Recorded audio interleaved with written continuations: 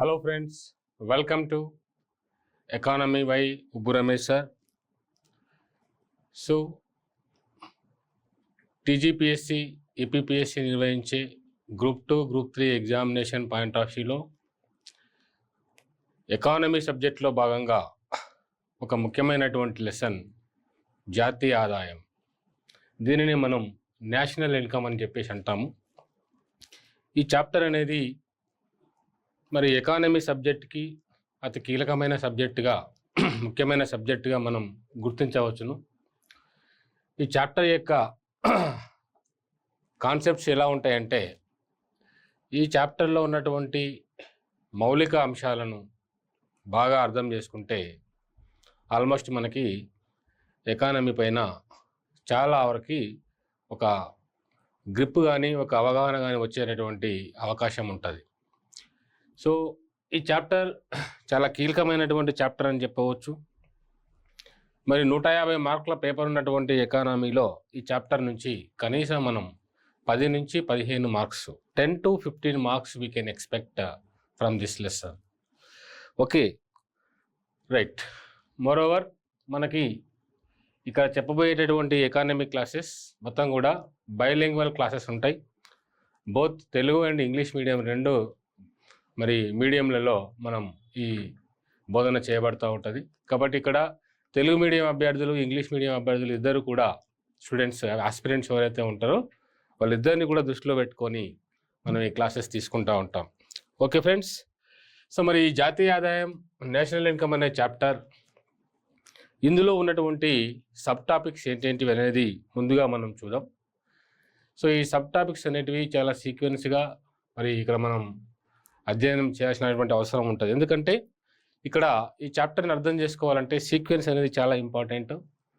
So ఏ sub topics ఇందులో ఉంటాయి, మనం ఎలా అధ్యయనం చేసుకుంటూ వెళ్తాం అనేది చూద్దాం. ఇక్కడ మనం ముందుగా జాతీయ ఆదాయం, ఇందులో ఉన్నటువంటి సబ్ టాపిక్స్ మేజర్గా తీసుకుంటే రైట్. జాతీయ ఆదాయం ముందుగా కొన్ని ప్రాథమిక అంశాలు ఉంటాయండి. దీంట్లో ప్రాథమిక అంశాలు, ఫండమెంటల్ కాన్సెప్ట్స్. ఈ ప్రాథమిక అంశాలు కనుక మనం ఇందులో ఏమేమి ఉంటాయని తీసుకుంటే ఆర్థిక వ్యవస్థ,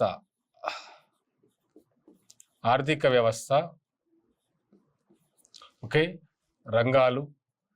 ఈ ఆర్థిక వ్యవస్థలో ఏ రంగాలు ఉంటాయి, అదేవిధంగా ఆర్థిక వ్యవస్థలో ఎవరెవరు భాగస్తులు ఉంటారు, ముఖ్యమైనటువంటి భాగస్తులు ఎవరు, ఓకే. అదేవిధంగా ఆర్థిక వ్యవస్థలో ఉన్నటువంటి ఫ్యాక్టర్స్, ఆర్థిక వ్యవస్థ మరి ఉత్పత్తి కారకాలు అంటాము, ఉత్పత్తి కారకాలు. సో ఇంగ్లీష్ మీడియంకి వచ్చేసరికి వీటిని ఫస్ట్ ఆర్థిక వ్యవస్థ రంగాలు అంటే sectors of economy, sectors of economy. అదేవిధంగా భాగస్తులు అంటే యాక్టర్స్ ఆఫ్ ది ఎకానమీ. ఉత్పత్తి కారకాలు అంటే factors of production, factors of production అని చెప్పేసి అంటాము. ఓకే, సో ఇవి ముఖ్యంగా మనకు వీటి గురించి అవగాహన రావాల్సినటువంటి అవసరం ఉంటుంది. ఆల్రెడీ మనకు ఆర్థిక వ్యవస్థ ఎకానమీ ఇంట్రడక్షన్ చాప్టర్లో వీటి గురించి మనం డీటెయిల్గా మాట్లాడతాం, వాటి గురించి చెప్పుకుంటాం. మళ్ళీ వీటి గురించి ఒక ఓవర్వ్యూ క్లాస్ స్టార్టింగ్లో మనం మొదలు పెడతాం. ముందుగా ఇందులో ఉన్నటువంటి సబ్ టాపిక్స్ ఏమేమి ఉంటాయి అనేది మనం ముందుగా చూస్తున్నాం. ఈ ప్రాథమిక అంశాల్లో ఇవి వస్తాయి. వీటితో పాటుగా ఇంకా ఏముంటుందంటే వస్తువులు రకాలు. ముఖ్యంగా ఏమేమి ఉంటాయంటే ఇక్కడ ఓకే, మధ్యంతర వస్తువులు, ఇంటర్మీడియరీ గూడ్స్ అండ్ సర్వీసెస్ అంటాం, మధ్యంతర వస్తువులు. అదేవిధంగా అంతిమ వస్తువులు.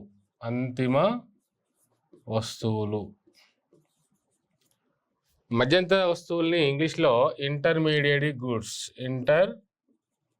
Intermediary goods. అదేవిధంగా అంతిమ వస్తువుల్ని మనం ఏమంటామంటే ఫైనల్ గూడ్స్ అని చెప్పేసి అంటాము. ఇవి కూడా మనకు చాలా స్ట్రెస్ చేసి చెప్తాం ఇక్కడ. ఇంకా అనేక రకాల వస్తువులు రకాలు ఉంటాయి ఇక్కడ.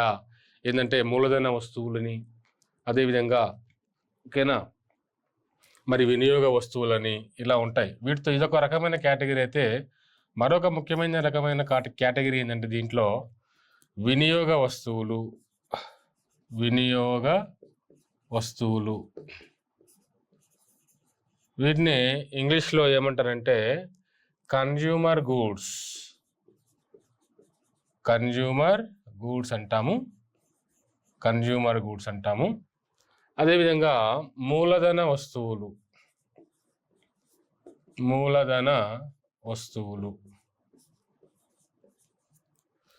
వీటిని ఏమంటామంటే క్యాపిటల్ గూడ్స్ అంటాము. క్యాపిటల్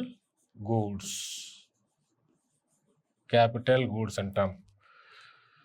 సో ఇవి మరి నేషనల్ ఇన్కమ్, జాతీయ ఆదాయాన్ని అర్థం చేసుకోవడంలో ఈ పదాలు, ఈ మధ్యంతర వస్తువులు, ఇంటర్మీడియట్ గూడ్స్, అంతిమ వస్తువులు, ఫైనల్ గూడ్స్, వినియోగ వస్తువులు, కన్జ్యూమర్ గూడ్స్, మూలధన వస్తువులు, క్యాపిటల్ గూడ్స్ అనేటివి మనకి ఇక్కడ ప్రతి మూమెంట్లో అంటే ప్రతి సబ్ టాపిక్ని డిస్కస్ చేసేటప్పుడు ఈ పదాలు అనేటివి, ఈ వర్డ్స్ అనేటివి మనకు వస్తూనే ఉంటాయి ఈ చాప్టర్లో. కాబట్టి వీటి గురించి ఒక డీటెయిల్డ్గా ఒక అవగాహన కలిగి ఉండాల్సినటువంటి అవసరం మనకు ఉంటుంది. ఈ లెసన్ అర్థం కావాలంటే ఇవన్నీ కూడా జస్ట్ లైక్ బిల్డింగ్ బ్లాక్స్ అనమాట, బేసిక్ స్టెప్ స్టోన్స్ లాంటివి ఇవన్నీ కూడా. So we need to understand all these things and we need to understand the concept behind these words. That's why I'm putting here. So ఇలా వస్తువులు రకాలు ఉన్నాయి. అదేవిధంగా next దీంట్లో ఇంకేముంటుందంటే ఆర్థిక సంవత్సరం అంటాము తెలుగులో. ఆర్థిక సంవత్సరం దీనిని ఇంగ్లీష్లో ఫైనాన్షియల్ ఇయర్ అనే పదం వస్తుంది. దీంతో పాటుగా ఇంకా ఏముంటుందంటే ఆధార సంవత్సరం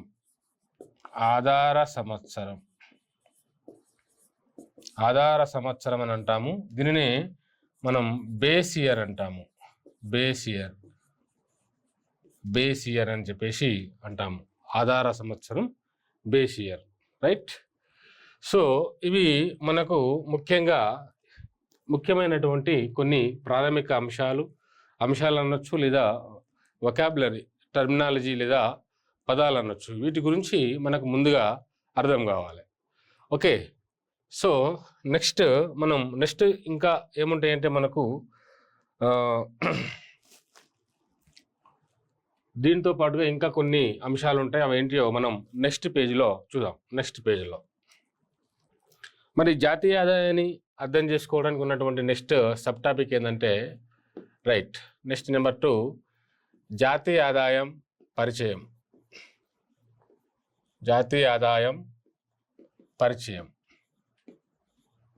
right. So introduction of the national income.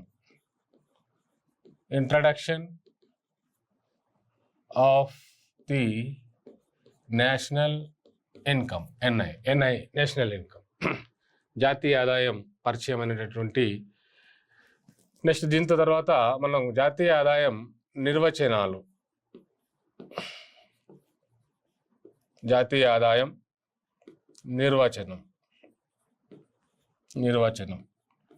Okay, definition of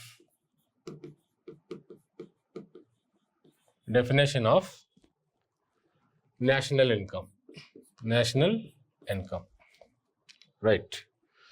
so తర్వాత దీంతో పాటుగా మనకు ఇంకా ఏమేమి కావాలి, దీంట్లో ముఖ్యమైనటువంటి అంశాలు ఏంటంటే కొన్ని ముఖ్యమైన అంశాల మధ్య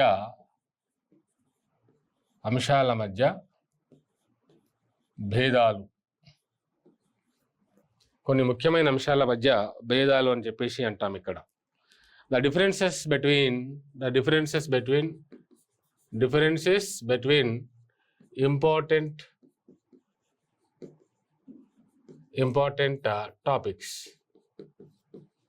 ఓకే, సో మరి ఇందులో ముఖ్యంగా మనం అధ్యయనం చేసినటువంటి అంశాలు ఏంటంటే నెంబర్ వన్ ఏంటంటే దేశీయ ఆదాయం లేదా ఉత్పత్తి. దేశీయ ఉత్పత్తి అంటాము. దేశీయ ఉత్పత్తి, అదేవిధంగా జాతీయ ఉత్పత్తి.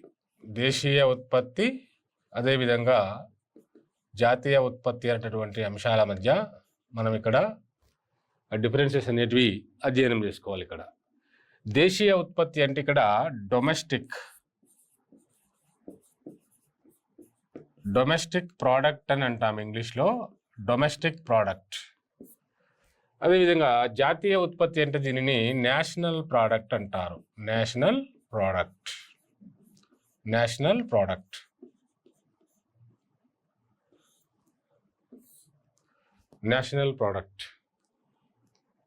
రైట్. దేశీయ ఉత్పత్తి, జాతీయ ఉత్పత్తి. సో ఈ రెండింటి మధ్యలో ఉన్నటువంటి డిఫరెన్సెస్ని అర్థం చేసుకోవడం కోసం మనకి ఇక్కడ ఏమొస్తుందంటే పదం ఇక్కడ నెట్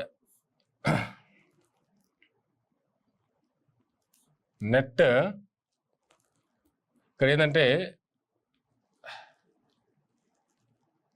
సరే ఇక్కడ ఏమొద్దండి, ఇది మనం టాపిక్ వెళ్ళినప్పుడు దాన్ని డిస్కస్ చేద్దాం.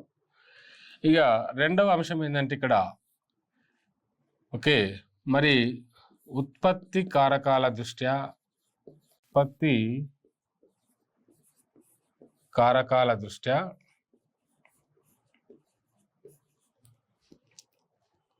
ఉత్పత్తి, అదేవిధంగా మార్కెట్ ధరల దృష్ట్యా అనేటటువంటి ఒక టర్మ్ వస్తుంది ఇక్కడ. మార్కెట్ ధరల దృష్ట్యా రైట్, ఈ రెండు ఉంటాయి. దీన్ని ఎట్ ఫ్యాక్టర్ కాస్ట్ అంటారు. ఎట్ ఫ్యాక్టర్ కాస్ట్ అంటే ఫ్యాక్టర్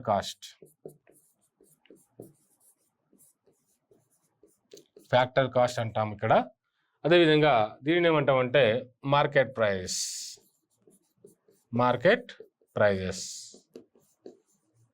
ఎట్ మార్కెట్ ప్రైస్ లేదా ఎట్ ఫ్యాక్టర్ కాస్ట్ అనే మనకు రెండు ముఖ్యమైనటువంటి భేదాలు ఉంటాయి. సో ఈ రెండింటిని అధ్యయనం చేసేటప్పుడు మనకి అనేక రకాల ఇంటర్నల్ థింగ్స్ వస్తూ ఉంటాయి, కాన్సెప్ట్స్ వస్తూ ఉంటాయి. ఓకేనా, అవన్నీ కూడా మనం చాప్టర్లోకి ఎంటర్ అయినప్పుడు వీటిని డిస్కస్ చేసే క్రమంలో ఆ ఇంటర్నల్ టాపిక్స్ ఏమైతే ఉన్నాయో వాటిని కూడా అధ్యయనం చేసుకొని వాటిని కూడా స్టడీ చేసి మనం ముందుకెళ్తాం.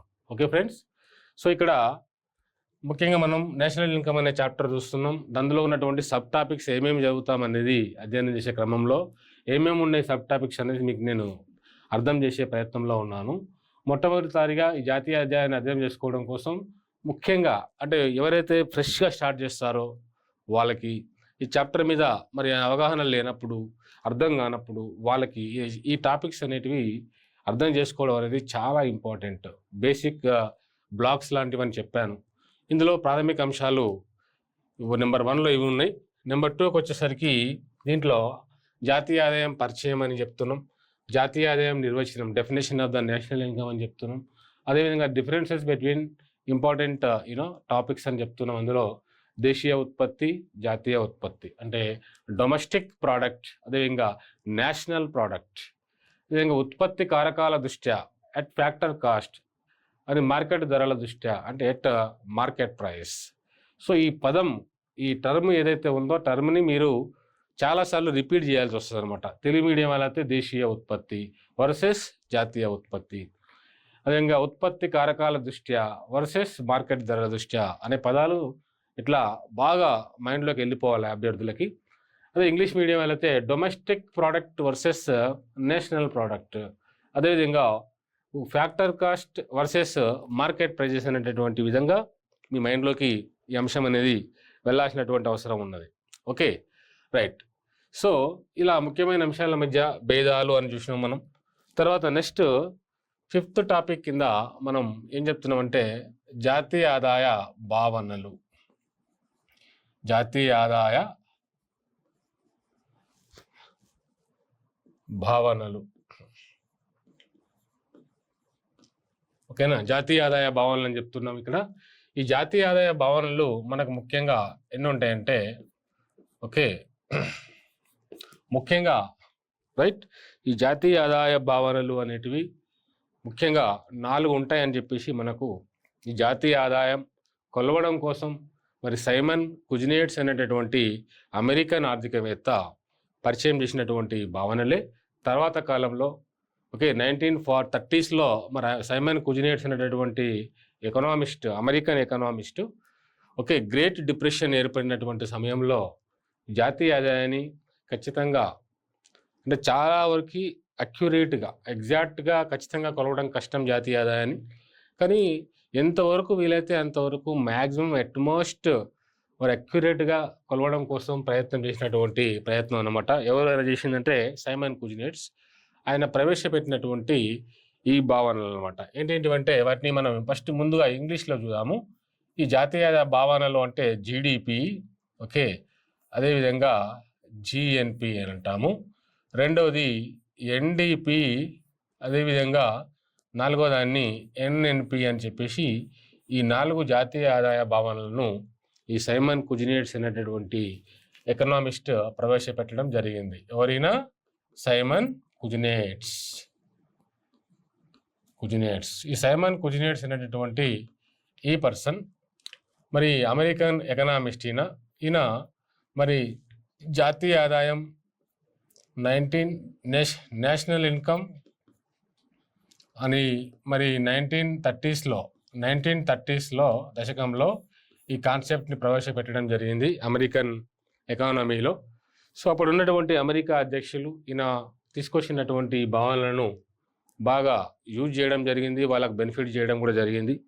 అదేవిధంగా 1940s అంటే 1940 దశకంలో వచ్చినటువంటి ఏర్పడినటువంటి వరల్డ్ బ్యాంక్ అంటే ప్రపంచ బ్యాంకు, అదేవిధంగా ఐఎంఎఫ్ వరల్డ్ బ్యాంక్ లాంటి అంతర్జాతీయ సంస్థలు కూడా వీటిని ఉపయోగించడంతో ప్రపంచవ్యాప్తంగా అనేక రకాల దేశాలు కూడా తర్వాత కాలంలో ఓకే జాతీయ ఆదాయాన్ని కొలవడం కోసం ఈ భావనలనే వాడుతూ ఉన్నాయి. ప్రజెంట్ కూడా ఇవే భావనలు మరి ప్రపంచ దేశాలన్నీ కూడా పాటిస్తూ ఉన్నాయి. The world countries have been following these concepts to estimate the national income of a country. Okay, మరి ఏంటి ఇక్కడ జీడిపి అంటే మనం దీన్ని ఇంగ్లీష్లో ఏమంటామంటే gross domestic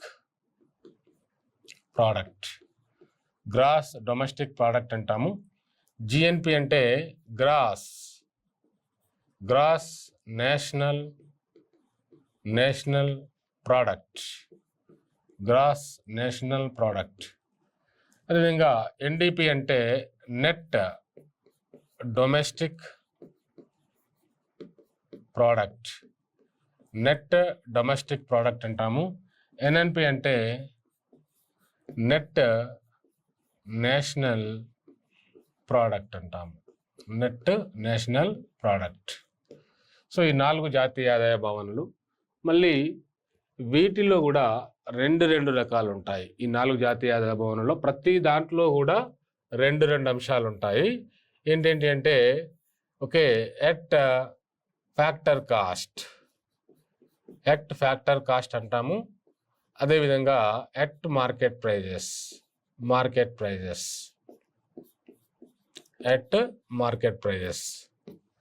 okay. Factor cost అంటే ఉత్పత్తి కారకాల దృష్ట్యా అని చెప్పేసి అంటారు. మార్కెట్ ప్రైస్ అంటే మార్కెట్ ధరల దృష్ట్యా అని చెప్పేసి అంటారు. ఓకే, సో ఈ రకంగా మనకు ఈ ఒక్కొక్క దాంట్లో రెండు అంశాలు ఉంటాయి. ఉదాహరణకి జీడిపి అని తీసుకున్నాం అనుకోండి. జీడిపి 2 రకాలుగా ఉంటుంది. జీడిపి ఎట్ ఫ్యాక్టర్ కాస్ట్ అని అంటాము. అదేవిధంగా జీడిపి ఎట్ మార్కెట్ ప్రైస్ అంటే జీడిపిలో 2 వచ్చినాయి. GDP at factor cost, GDP at market price. Similarly remaining 3 అంటే మిగిలినటువంటి 3 భావనలు కూడా జిఎన్పిలో 2 ఉంటాయి, ఎన్డిపిలో 2 ఉంటాయి, ఎన్ఎన్పిలో 2 ఉంటాయి. అంటే జీడిపిలు కూడా 2 ఉన్నాయి. అంటే 4 × 2 4 ఇంటూ 2 ఈజ్ ఈక్వల్ టు మొత్తం 8 జాతీయ ఆదాయ భావనలు మనం అధ్యయనం చేయాల్సినటువంటి అవసరం ఉంటుంది. ఓకే, సో దీంతో పాటుగా రీసెంట్గా మరో జాతీయ ఆదాయ భావన కూడా మరి ప్రాచుర్యంలోకి వస్తూ ఉన్నది ఇంటర్నేషనల్ వైడ్గా.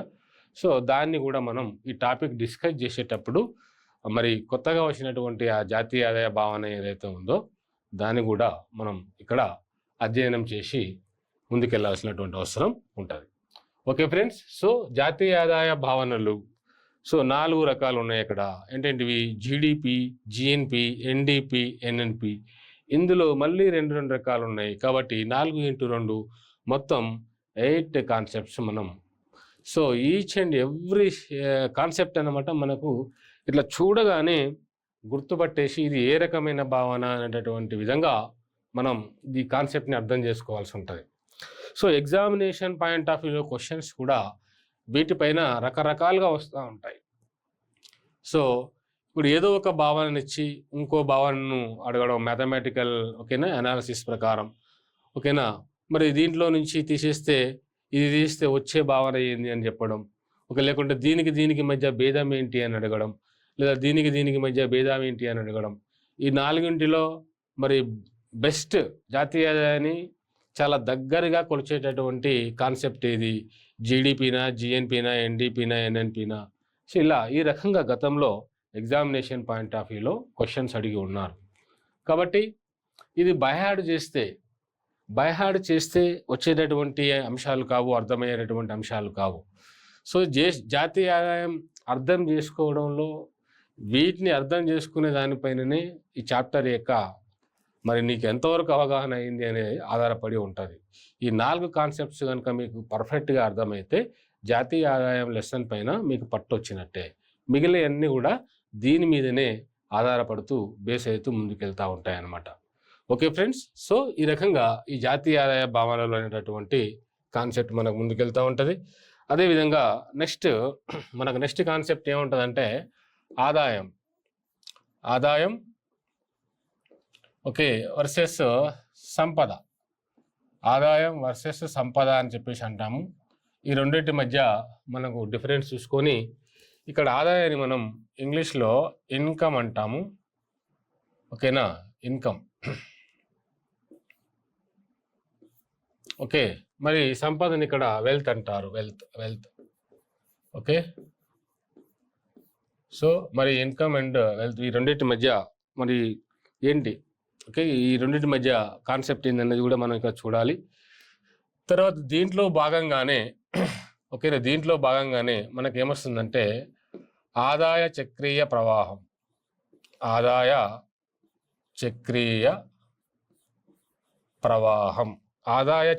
ప్రవాహం అనేటటువంటి కాన్సెప్ట్ వస్తుంది.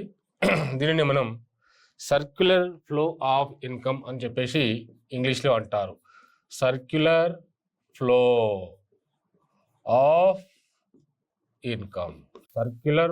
ఆఫ్ ది ఇన్కమ్ అని చెప్పేసి అంటాం.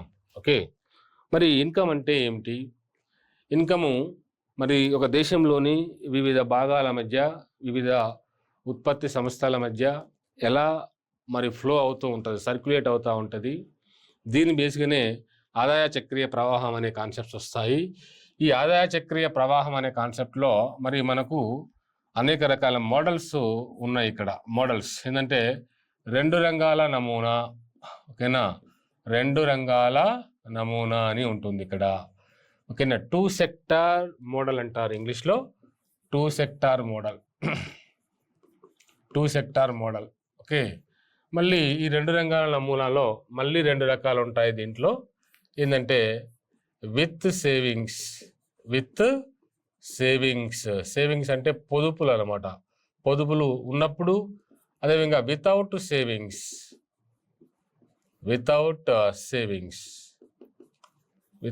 సేవింగ్స్ అంటే పొదుపులు లేకుండా. పొదుపులతో ఉన్నప్పుడు మోడల్ ఎలా ఉంది, పొదుపులు లేనప్పుడు మోడల్ ఎలా ఉంది అనేది మరి ఈ యొక్క నమూనాలో మనం అధ్యయనం చేస్తాం.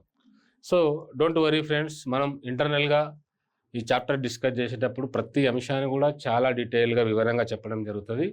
జస్ట్ ఏ టాపిక్స్ ఉంటాయి ఆ పదాలు ఏంటి అనేది మీరు ఫోకస్ చేయండి. తర్వాత నెక్స్ట్ లెసన్స్లలో వాటి గురించి ఈచ్ అండ్ ఎవ్రీ పాయింట్ని, అంశాన్ని నేను టచ్ చేస్తూ మీకు అర్థమయ్యే విధంగా నేను డిస్కస్ చేస్తాను. ఓకే, అదేవిధంగా 2 రంగాల నమూనా ఎలా ఉంది, అదేవిధంగా 3 రంగాల నమూనా, 3 రంగాల నమూనా అంటాము. దీనినే 3 సెక్టర్ మోడల్ అంటారు. 3 సెక్టార్ మోడల్ అంటారు. అదేవిధంగా 4 రంగాల నమూనా, 4 రంగాల నమూనా అని అంటాము. దీన్ని 4 సెక్టార్ మోడల్ అని చెప్పేసి అంటారు. ఇలా ఆదాయ చక్రీయ ప్రవాహం అనేటటువంటి కాన్సెప్ట్లో ఇలా 3 రకాల మోడల్స్ గురించి మనం అధ్యయనం చేయాల్సినటువంటి అవసరం ఇక్కడ ఉంటుంది. Okay, right. సో మరి ఇలా ఆదాయము, అదేవిధంగా ఆదాయ చక్రీయ ప్రవాహం, సర్క్యులర్ ఫ్లో ఆఫ్ ఇన్కమ్లో ఈ మోడల్స్ మనం డిస్కస్ చేసిన తర్వాత నెక్స్ట్ మనం జాతీయ ఆదాయం, దానికి సంబంధించిన అంశాలన్నీ కూడా ఆల్మోస్ట్ మనం బేసిక్స్ కానీ దానికి సంబంధించిన భావనలు కానీ కాన్సెప్ట్స్ కానీ మనం అన్నీ చదివేసి ఉన్నామని అర్థం ఇప్పటి వరకు. మరి చదివిన తర్వాత నెక్స్ట్ ఈ జాతీయ ఆదాయం సంబంధించినటువంటి అంశాలలో కొన్ని మార్పులు చేయడం ద్వారా, ఈ జాతీయ ఆదాయంలో కొన్ని మార్పులు ప్రవేశపెట్టడం ద్వారా ఇంకొన్ని జాతీయ ఆదాయ భావనలు అంటే ఇతర ఆదాయ భావనలు అనేటివి వస్తాయి. వాటి నుంచి కూడా ఎగ్జామినేషన్ పాయింట్ ఆఫ్ వ్యూలో క్వశ్చన్స్ వస్తూ ఉన్నాయి ఎగ్జామ్లో. సో ఏంటివి అంటే, సో జాతీయ ఆదాయంలో మరి కొన్ని మార్పులు చేయబట్టడం ద్వారా ఇతర ఆదాయ భావనలు అనేటివి మనకు వస్తూ ఉంటాయి. ఇతర ఆదాయ భావనలు, ఓకే, అంటే అదర్ ఇన్కమ్ కాన్సెప్ట్స్ మనకి వస్తూ ఉంటాయి. మరి ఏంటంటే అవి ఇతర ఆదాయ భావనలు అంటే, ఓకే,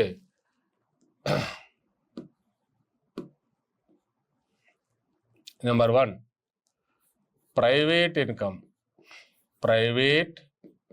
ఇన్కమ్ అంటాము.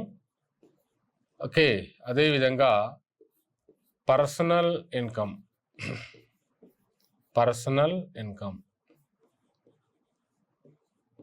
అదేవిధంగా పర్సనల్ డిస్పోజబుల్ ఇన్కమ్,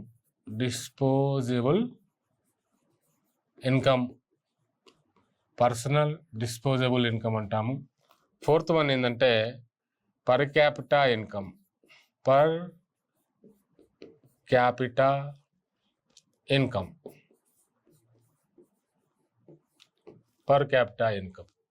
వీటి తెలుగులో మరి ప్రైవేట్ ఇన్కమ్ అంటే దీన్ని ప్రైవేటు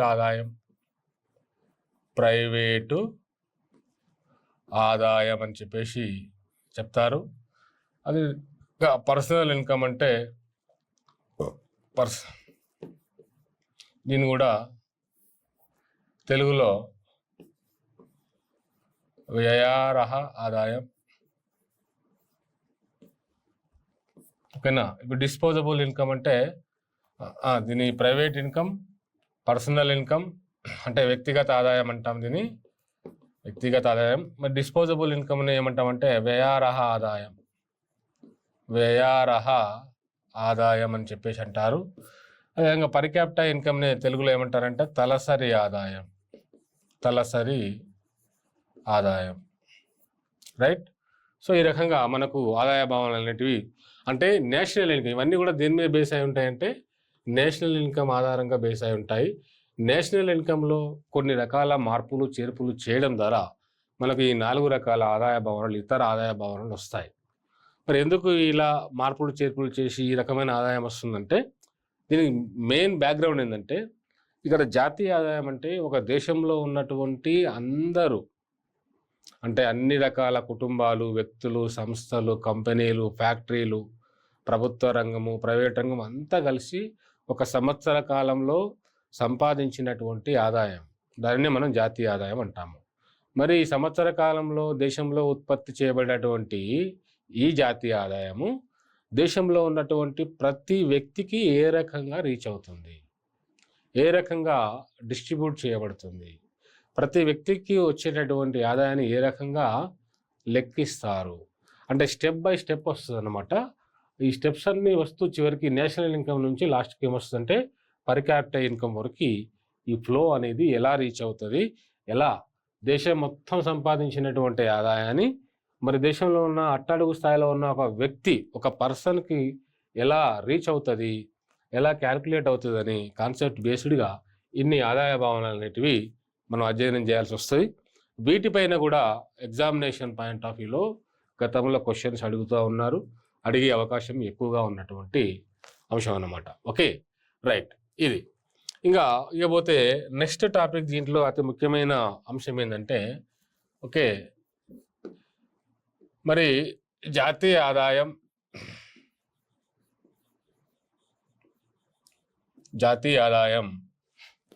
మదింపు పద్ధతులు. జాతీయ ఆదాయం మదింపు పద్ధతులు.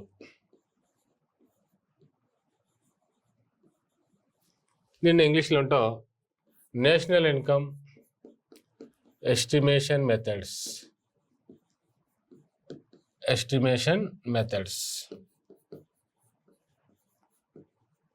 నేషనల్ ఇన్కమ్ ఎస్టిమేషన్ మెథడ్స్ అనే ఒక కాన్సెప్ట్ ఉంటుంది. అంటే ఒక దేశంలో జాతీయ ఆదాయాన్ని ఎన్ని రకాల, ఏ మెథడ్ అంటే ఏ పద్ధతి ప్రకారం లెక్కిస్తారు అనేది ఇక్కడ కాన్సెప్ట్ అన్నమాట. సో జాతీయ ఆదాయాన్ని మదించేటటువంటి పద్ధతులు మనకు 3 ఉన్నాయి. ముఖ్యంగా 3 పద్ధతులు ఉన్నాయి ఇక్కడ ఏంటంటే, నెంబర్ 1 ఉత్పత్తి మదింపు పద్ధతి అంటారు. ఫస్ట్ది ఉత్పత్తి మదింపు పద్ధతి. ఓకే, దీనినే ఈ ఉత్పత్తి మదింపు పద్ధతిని ఇంగ్లీష్లో ఏమంటారంటే ప్రోడక్ట్ మెథడ్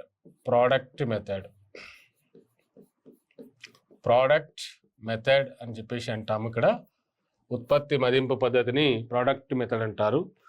ఓకేనా. అదేవిధంగా రెండవది ఏంటంటే ఆదాయ మదింపు పద్ధతి.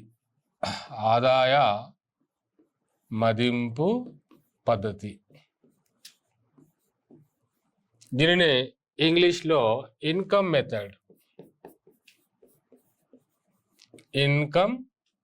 మెథడ్ అని చెప్పేసి అంటారు.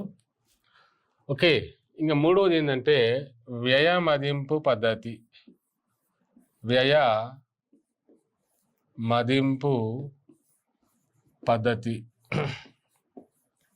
దీనినే ఏమంటామంటే మనం ఎక్స్పెండిచర్ మెథడ్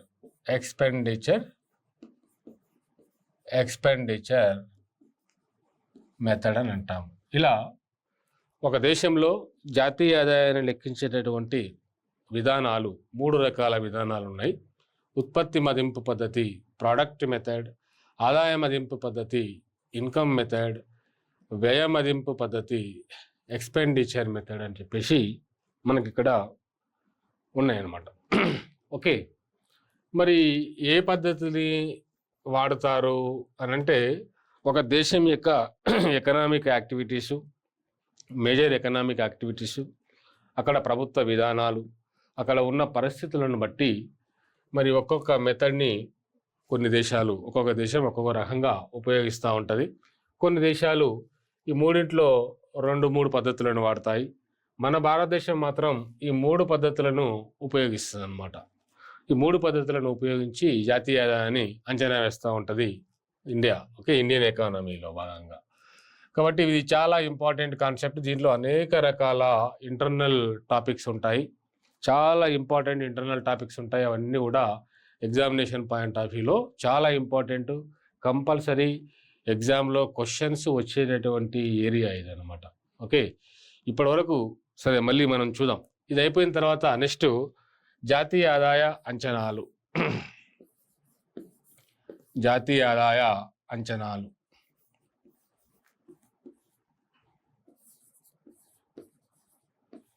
అంటే మరి భారతదేశంలో జాతీయ ఆదాయాన్ని ఎప్పటి నుంచి అంచనా వేస్తున్నారు? ఓకే, ముఖ్యంగా మరి బిఫోర్ ఇండిపెండెన్స్ అంటే మనకు స్వాతంత్రం వచ్చే కంటే ముందు జాతీయ ఆదాయాన్ని లెక్కించడం కోసం అనేక రకాల ప్రయత్నాలు జరిగినాయి. సో ఏ రకమైన ప్రయత్నాలు జరిగినాయి, ఎవరెవరు ప్రయత్నాలు చేసి మనకి ఏ రకమైనటువంటి సమాచారాన్ని అందించారు అనేది ఇక్కడ బిఫోర్ ఇండిపెండెన్స్ అంటే స్వాతంత్రం కంటే ముందు జరిగినటువంటి ప్రయత్నాలు. సో మరి స్వతంత్రం తర్వాత నెక్స్ట్ ఆఫ్టర్ ఇండిపెండెన్స్ స్వతంత్రం వచ్చిన తర్వాత మరి జాతీయ ఆదాయాన్ని లెక్కించడం కోసం గవర్నమెంట్ ఆఫ్ ఇండియా ఏ రకమైనటువంటి చర్యలు చేపట్టింది, జాతీయ ఆదాయ లెక్కింపులో ఇన్వాల్వ్ అయ్యేటటువంటి ముఖ్యమైనటువంటి మినిస్ట్రీ అంటే కేంద్ర మంత్రిత్వ శాఖ, ఏ మంత్రిత్వ శాఖ దీంట్లో ఇన్వాల్వ్ అవుతుంది, ఏ విభాగము, ఏ డిపార్ట్మెంట్ దీనికి సంబంధించినటువంటి అంశాలను చూసుకుంటుంది. ఇవన్నీ కూడా చాలా చాలా ఇంపార్టెంట్. ఎగ్జామినేషన్ పాయింట్ ఆఫ్ వ్యూలో ఈ టాపిక్ కూడా very very hot and important topic. ఎన్నో క్వశ్చన్స్ వచ్చినాయి గతంలో. ఈ ఏరియా నుంచి కూడా క్వశ్చన్ లేకుండా ఎకానమీలో ఈ జాతీయ ఆదాయం నుంచి ఈ ఎగ్జామ్ నుంచి క్వశ్చన్ లేకుండా పేపర్ అనేది ఉండదు. సో వెరీ ఇంపార్టెంట్ టాపిక్ ఇది కూడా, జాతీయ ఆదాయ అంచనాలు. ఈ తర్వాత ఇక మిగిలిన ఏంటంటే మనకు నెక్స్ట్ టాపిక్ కింద మరి ఎకనామిక్ సర్వే అంటే ఆర్థిక సర్వే అంటాము. ఆర్థిక సర్వే మరి లేటెస్ట్ ఎకనామిక్ సర్వే ప్రకారం అంటే మనం ఇప్పుడు 2024 అంటే 2024-25 మరి ఫైనాన్షియల్ ఇయర్లో ఉన్నాం కాబట్టి ఎకనామిక్ సర్వే లేటెస్ట్ అంటే 2023-24 ఎకనామిక్ సర్వే ఉంటుంది. మరి ఎకనామిక్ సర్వే ప్రకారం భారతదేశం యొక్క జాతీయ ఆదాయం ఎలా ఉంది, భారతదేశ జాతీయ ఆదాయం నేషనల్ ఇన్కమ్ సంబంధించినటువంటి అంశాలు ఎలా ఉన్నాయి అంటే జీడిపి ఎలా ఉంది, జిఎన్పి ఎలా ఉంది, అదేవిధంగా ఎన్డిపి ఎలా ఉంది, అదేవిధంగా ఎన్ఎన్పి ఎలా ఉంది. మళ్ళీ ఇవన్నీ కూడా మరి ఏమేమి చెప్పుకున్నాం మనం, ఫ్యాక్టర్ కాస్ట్ అని ఉంటుంది, ఉత్పత్తి కారకాల దృష్ట్యా, అదేవిధంగా మార్కెట్ ప్రైజెస్ ఎలా ఉంటుంది, ఇలా మనం అధ్యయనం చేయాల్సినటువంటి అవసరం ఉన్నది. అంటే డేటా పాయింట్ ఆఫ్ వ్యూలో అంటే జాతీయ ఆదాయం నుంచి డేటా వచ్చే అవకాశం ఉన్నటువంటి ఏరియా అన్నమాట ఇది ఎకనామిక్ సర్వే. దీంతో పాటుగా ఈ ఎకనామిక్ సర్వే నుంచి గతంలో ఉన్నటువంటి ప్రీవియస్ ఎకనామిక్ సర్వే నుంచి కూడా రావచ్చు. ఎనీవేస్ ఈ ఆర్థిక సర్వేలో కంపారిజన్ ఉంటుంది కాబట్టి మనం లాస్ట్ ఒక 4-5 ఎకనామిక్ సర్వేలో తీసుకొని వాటిలో ఏమైనా ఇంపార్టెంట్ మరి అంశాలు ఏమైనా ఉన్నాయా, అప్స్ అండ్ డౌన్స్ ఏమైనా ఉన్నాయా, బాగా ప్రాముఖ్యత కలిగినటువంటి అంశం విత్ రెస్పెక్ట్ టు ఈ జాతీయ ఆదాయం అనేటటువంటి అంశం ఉంటే వాటిపైన మనం ఎకనామిక్ సర్వే ఏం చెప్తుంది, దాని ప్రకారం నేషనల్ ఇన్కమ్ ఆఫ్ ఇండియా ఎలా ఉంది అనేది, ఇండియన్ ఎకానమీ ఎలా ఉంది అనేది మనం ఎకనామిక్ సర్వేని బేస్ చేసుకొని మనం ఈ డేటా పాయింట్ ఆఫ్ వ్యూని అధ్యయనం చేస్తాం అన్నమాట. సో మనకు ఈ జాతీయ ఆదాయం నుంచి డేటా ఏమైనా వస్తుందంటే ఈ టాపిక్ నుంచి వస్తుంది అన్నమాట, ఈ టాపిక్ నుంచి వస్తుంది. సో ఇంతకుముందుకు చెప్పినటువంటి టాపిక్స్ అన్నీ కూడా కాన్సెప్ట్ ఓరియంటెడ్ టాపిక్స్, అందులో డేటా ఏముండదు. వాటిని అర్థం చేసుకుంటే మనకు మంచి మంచి మార్కులు వచ్చే అవకాశం ఉన్నది. ఈ డేటా పాయింట్ నుంచి 1 or 2 మార్క్స్ వస్తాయి అంతే. అంటే మనం 10 to 15 మార్క్స్ మరి నేషనల్ ఇన్కమ్ నుంచి 10 to 15 మార్క్స్ వస్తాయని మనం చెప్పుకున్నాం. సో మరి ఇందులో డేటా పాయింట్ ఆఫ్ వ్యూలో ఎన్ని రావచ్చు అంటే ఇక 1, 2 లేదా 2 నుంచి 3 మార్కులు మ్యాక్సిమం డేటా పాయింట్ నుంచి వస్తాయి. అంటే మిగిలినటువంటి మార్క్స్ అన్నీ కూడా మనకు అంటే 8 to 12 మార్క్స్ అన్నీ కూడా మనకేముంటాయంటే కాన్సెప్ట్ ఓరియంటెడ్, కాన్సెప్ట్, డేటాతో సంబంధం లేదు. అంటే ఇక్కడ ఎకానమీ అనగానే డేటా ఉంటుంది, అనేక రకాల సంవత్సరాలు, ఫిగర్లు అవన్నీ గుర్తుపెట్టుకోవాలా అనేటటువంటి ఒక భయం ఉంటుంది. కాబట్టి ఆ భయం దీన్ని బట్టి అర్థం చేసుకోండి. ఇక్కడ డేటా అనేది చాలా లీస్ట్ ప్రాముఖ్యత కలిగి ఉంటుంది. ఇక్కడ డేటా కంటే హైయెస్ట్ ప్రయారిటీ 90% ప్రయారిటీ దేనికి ఇస్తారయ్యా ఇక్కడంటే conceptual understanding of the lesson. Conceptual understanding of the lesson అనేది ఇక్కడ ఇంపార్టెంట్. ఆ కాన్సెప్ట్స్, ఆ మౌలిక భావనలు కనుక అర్థం చేసుకుంటే డేటా కూడా ఆటోమేటిక్గా మీకు అలా గుర్తుండిపోతుంది. ఆ డేటాని ఎలా గుర్తుపెట్టుకోవాలి, ఏ రకమైన ప్రయత్నం చేయాలి, ఎంతవరకు గుర్తుపెట్టుకోవాలనేది కూడా మనం లెసన్ చెప్పే క్రమంలో మీకు డీటెయిల్గా నేను అర్థవంతంగా వివరించేటటువంటి ప్రయత్నం నేను చేస్తాను అనమాట. ఇంకా చివరిగా ఏముంటుందంటే జాతీయ ఆదాయ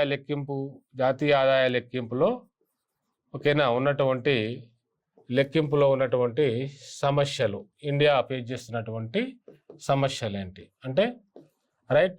so problems, what are the problems in estimation of the national income in Indian economy? Problems in national income estimation. Okay, మరి జాతీయ ఆదాయాన్ని లెక్కించే క్రమంలో ఎలాంటి ప్రాబ్లమ్స్ ఇండియన్ ఎకానమీలో ఉన్నాయి అనేటటువంటి అంశం ఇక్కడ మనం ఉంటాం. జనరల్గా ఇక్కడ నుంచి క్వశ్చన్స్ మ్యాక్సిమం రావు, కానీ కాన్సెప్ట్ అర్థం చేసుకునే క్రమంలో ఇన్ని చదివినాం కాబట్టి ఆటోమేటిక్గా మీకు కూడా దీనిపైన ఆసక్తి వస్తుంది, దీన్ని కూడా చదువుకోవాలి, దీని గురించి కూడా తెలుసుకోవాలనేటువంటి కుతూహలం వస్తుంది మీకు. కాబట్టి అది కూడా మనం ఇక్కడ డిస్కస్ చేస్తాం అనమాట. ఓకే ఫ్రెండ్స్, సో ఈ రకంగా ఈ నేషనల్ ఇన్కమ్ జాతీయ ఆదాయం అనేటటువంటి చాప్టర్లో ఎన్ని రకాల మరి ఏ సబ్ టాపిక్స్ ఉన్నాయి దీంట్లో అని చెప్తే మనం చూస్తే చూడండి, మనం ఫస్ట్ నుంచి కనుక ఒక్కసారి ఓవర్వ్యూ చూస్తే, సో ఇందులో ప్రాథమిక అంశాల్లో ఈ అనేక రకాల సబ్ టాపిక్స్ చిన్న చిన్న అంశాలు ఉన్నాయి.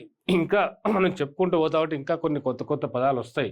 ఇవే కాదు, అవన్నీ కూడా ప్రతిదీ కూడా మనం ఇక్కడ రాయలేం, చిన్న చిన్న టాపిక్స్. వాటన్నింటి గురించి కూడా మనం ఇక్కడ అధ్యయనం చేసుకుంటూ వెళ్తాము. ఓకేనా? సో ప్రాథమిక అంశాలు కొన్ని ఉన్నాయి. ప్రాథమిక అంశాల తర్వాత జాతీయ ఆదాయం పరిచయం, అదేవిధంగా జాతీయ ఆదాయం నిర్వచనం. ఎందుకు నిర్వచనాన్ని ఒక సబ్ టాపిక్ అని నేను చెప్తున్నాను ఇక్కడ అంటే, నిర్వచనం అంటే ఏందో డెఫినేషన్ బైహార్డ్ చేసి వదిలేయడం కాదు, ఆ డెఫినేషన్ అర్థం చేసుకోవడంలోనే మనకి జాతీయ ఆదాయం చాప్టర్ యొక్క మెయిన్ ఇంటెన్షన్ ఏంది అనేది, ఏం చదవబోతున్నాం మనం అనేది మనకు ఒక క్లారిటీ వచ్చేటటువంటి అవకాశం ఉంది. కాబట్టి ఇది చాలా ఇంపార్టెంట్, నిర్వచనం అర్థం చేసుకోవడం అనేది. రైట్ ఫ్రెండ్స్, సో ఈ రకంగా మనకు ఈ ముఖ్యమైన అంశాలు భేదాలు నెక్స్ట్ టాపిక్ కింద ఉన్నాయి. అదేవిధంగా నెక్స్ట్ చూస్తే జాతీయ ఆదాయ భావనలు. చూడండి, ఇది కంపల్సరీ ఇక్కడ ఈ ఏరియా నుంచి కంపల్సరీ క్వశ్చన్స్ వస్తాయి. ఈ ఏరియా నుంచి కూడా క్వశ్చన్స్ వస్తాయి. ముఖ్యంగా ఈ 4th టాపిక్. ఓకేనా? సో ఈ పరిచయము, జాతీయ ఆదాయ నిర్వచనం అనేది ఎగ్జామినేషన్ పాయింట్ ఆఫ్ వ్యూలో ఏమి అడగరు. జాతీయ ఆదాయ నిర్వచనం ఏంటి అని ఏమి అడగరు. నిర్వచనం ఇచ్చి మల్టిపుల్ చాయిస్గా మిమ్మల్ని టెస్ట్ చేసేటటువంటి అవకాశం ఏమి ఉండదు. బట్ అర్థం కావాలి, కాన్సెప్ట్ ఓరియంటెడ్ కాబట్టి మనం వీటిని అర్థం చేసుకుంటాం. ఇక పోతే ఈ ముఖ్యమైన అంశాలు భేదాలను చూసిన చూడండి, ఈ ఏరియా నుంచి మాత్రం కంపల్సరీ క్వశ్చన్స్ ఉంటాయి. ఈ ఏరియా నుంచి మీకు క్వశ్చన్స్ లేకుండా మరి పేపర్ అనేది దాదాపుగా ఉండదు. కంపల్సరీ ఈ ఏరియా నుంచి క్వశ్చన్స్ వస్తాయి. ఇకపోతే మనకు నెక్స్ట్ ఈ ఏరియా జాతీయ ఆదాయ భావనలు ఏవైతున్నాయో GDP, GNP, NDP, NNP, okay, at factor cost, at market price, compulsory 2-3 questions వచ్చేటటువంటి ఏరియా ఇది ఎగ్జామినేషన్ పాయింట్ ఆఫ్ వ్యూలో. జాతీయ ఆదాయం మొత్తం కూడా దీని మీదనే ఆధారపడి ఉంటుంది. ఈ 4 కాన్సెప్ట్స్ అర్థమైతే జాతీయ ఆదాయం లెసన్ ఒక 50% అయిపోయినట్టే. Okay friends, so compulsory questions ఉన్నటువంటి ఏరియా. అదేవిధంగా మరి సంపద వర్సెస్ ఆదాయం అంటున్నాము. ఓకే, సో ఇది కూడా మనకు దీని నుంచే ఆదాయ చక్రీయ ప్రవాహం అనే కాన్సెప్ట్స్ వస్తుంది. ఇది కూడా మనకు క్వశ్చన్స్ తీసుకొచ్చేటటువంటి ఏరియానే. ఇది కూడా దాంట్లో నుంచి కూడా క్వశ్చన్స్ వచ్చేటటువంటి అవకాశం ఉన్నది. ఇతర ఆదాయ భావనలు అని చెప్పినాం. Private income, personal income, personal disposable income, per capita income, compulsory questions వచ్చేటటువంటి ఏరియా ఎగ్జామినేషన్ పాయింట్ ఆఫ్ వ్యూలో. రైట్ ఫ్రెండ్స్, సో అదేవిధంగా ఇంకా ఏమున్నాయంటే జాతీయ ఆదాయ మదింపు పద్ధతులు, ఉత్పత్తి మదింపు పద్ధతి, ఆదాయ మదింపు పద్ధతి, వ్యయ మదింపు పద్ధతి. కంపల్సరీ ఇందులో నుంచి కూడా 1 or 2 క్వశ్చన్స్ ఒక క్వశ్చన్ వచ్చే అవకాశం ఉంటుంది ఇక్కడ నుంచి. ఈ జాతీయ ఆదాయం అంచనాలు, మరి ఇండియాలో బిఫోర్ ఇండిపెండెన్స్ ఎలా కొలిచారు, ఆఫ్టర్ ఇండిపెండెన్స్ ఎలా కొలుస్తున్నారు, ఏ సంస్థలు దీంట్లో ఇన్వాల్వ్ అయి ఉంటాయి, ఏ కేంద్ర మంత్రిత్వ శాఖలు దీంట్లో ఇన్వాల్వ్ అయి ఉంటాయి, దేని పాత్ర ఏమిటి, 1950s నుంచి ఇప్పటి వరకు ఎలాంటి ఎవరెవరు ఇన్వాల్వ్ అవుతున్నారు, ఎలా ఇన్వాల్వ్ అవుతున్నారు, కంపల్సరీగా క్వశ్చన్ లేకుండా ఉండనటువంటి area. Compulsory questions examination point of వ్యూలో వచ్చేటటువంటి ఏరియా. ఇక economic survey 2 to 3 marks economic survey నుంచి జాతీయ ఆదాయం కాన్సెప్ట్స్ బేస్డ్గా క్వశ్చన్స్ వచ్చేటటువంటి ఏరియా. జాతీయ ఆదాయం లెక్కింపులో ఉన్నటువంటి సమస్యలు, దీని నుంచి క్వశ్చన్స్ ఏం రావు, 0 ఉంటుంది. బట్ కాన్సెప్ట్గా మనం అర్థం చేసుకోవాల్సినటువంటి అవసరం ఉంటుంది ఫ్రెండ్స్. సో ఇవి జాతీయ ఆదాయం అనే లెసన్లో మనం నేర్చుకోబోయేటటువంటి ముఖ్యమైన సబ్ టాపిక్స్ ఫ్రెండ్స్. మనం నెక్స్ట్ సెషన్లో ఈ టాపిక్స్ గురించి డిస్కస్ చేద్దాం. Okay, thank you.